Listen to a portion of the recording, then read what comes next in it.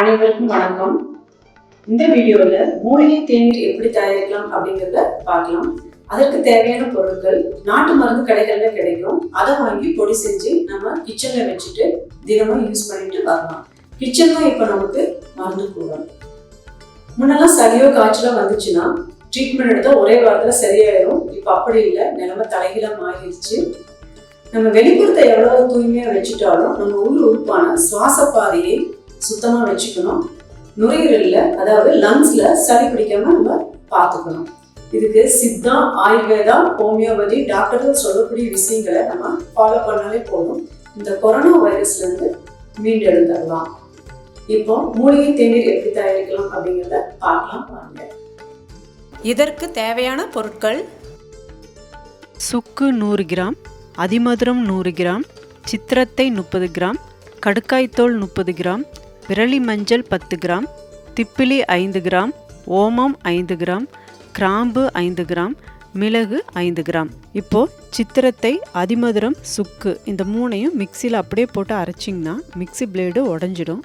அதனால் கட்டரை வச்சு இப்படி சின்ன சின்னதாக கட் பண்ணி எடுத்துக்கலாம். இல்லைன்னா அம்மியில் கூட சின்ன சின்னதாக பீஸாக தட்டி எடுத்துக்கலாம். முதல்ல 5 கிராம் அளவுகள் கொண்ட திப்பிலி, ஓமம், கிராம்பு, மிளகு, விரலி மஞ்சள் இதெல்லாம் ஒன்றா போட்டு அரைச்சி எடுத்துக்கலாம். இப்போ இதை தனியாக எடுத்து வச்சுக்கலாம். இப்போது சின்ன சின்னதாக கட் பண்ணி வச்ச சித்திரத்தை போட்டு அரைச்சி எடுத்துக்கலாம். இந்த மாதிரி தான் சக்கையாக அரைப்படும். இதை தனியாக எடுத்து வச்சுக்கலாம். அடுத்து அதிமதுரம். கட் பண்ணி வச்ச அதிமதுரத்தையும் போட்டு அரைச்சி எடுத்துக்கலாம்.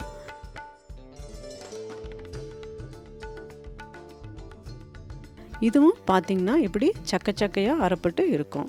இதையும் தனியாக எடுத்து வச்சுக்கலாம்.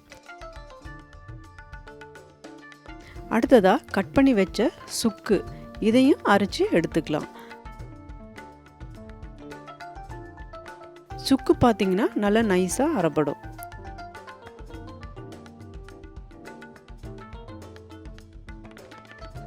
இப்போ முதலாவதாக அரைச்ச மிளகு, ஓமம், திப்பிலி, மஞ்சள் இதையெல்லாம் மிக்சி ஜாரில் போட்டுக்கலாம். அது கூட அரைச்ச சித்திரத்தையும் அதிமதுரத்தையும் சேர்த்துக்கலாம். மறுபடியும் இதை ஒன்றா அரைச்சி எடுத்துக்கலாம்.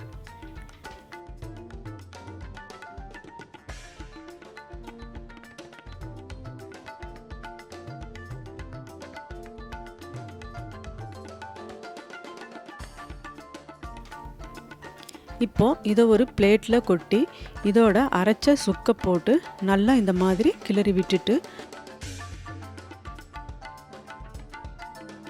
மறுபடியும் மிக்சி ஜாரில் போட்டு அதோட மறக்காமல் கடுக்காய் பொடியும் சேர்த்து அரைச்சி எடுத்துக்கலாம்.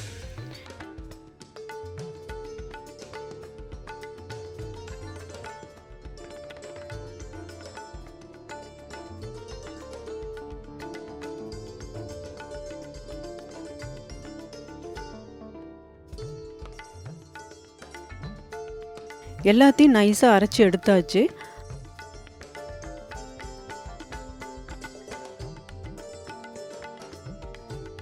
அரைச்சி எடுத்த பொடியை காற்று போகாத மாதிரி ஒரு டப்பாவில் போட்டு நல்லா மூடி வச்சுக்கணும்.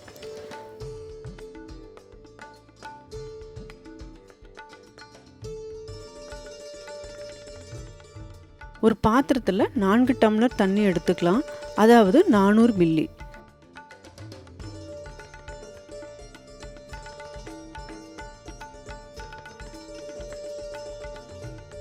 தண்ணி நல்லா கொதிக்குது. இப்போ நம்ம அரைச்சி வச்ச தேநீர் பொடியை 10 கிராம் அளவு எடுத்து இந்த கொதிக்கிற தண்ணியில் போட்டு உடனே நல்லா கலக்கி விடணும். கலக்காமல் விட்டோம்னா பொங்கி எல்லாம் கீழே போயிடும். அதனால இப்படி ஒரு நிமிஷம் நல்லா கலக்கி விட்டுக்கலாம்.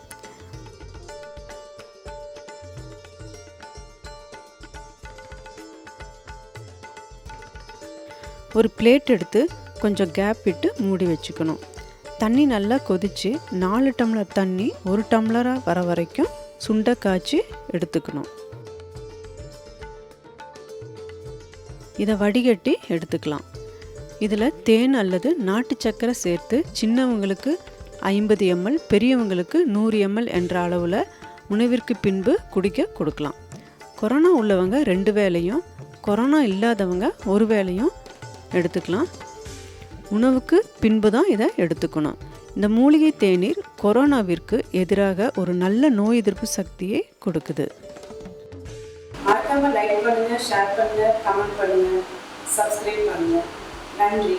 வாழ்க வையகம், வாழ்க வளம்.